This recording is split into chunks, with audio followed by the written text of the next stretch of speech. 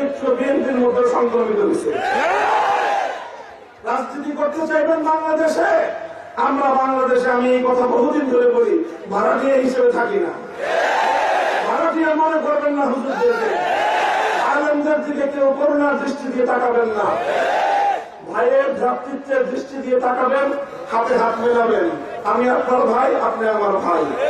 প্রভুত্ব ক্ষমতা আসবেন, চোখ উপড়ে ফেলবো। এই অধিকার নিয়ে আমরা দেশে চলাচল করি। এদেশের প্রতি ইঞ্চি মাটি আমরা খরিদা সূত্রে পারি, খরিদ করেছি।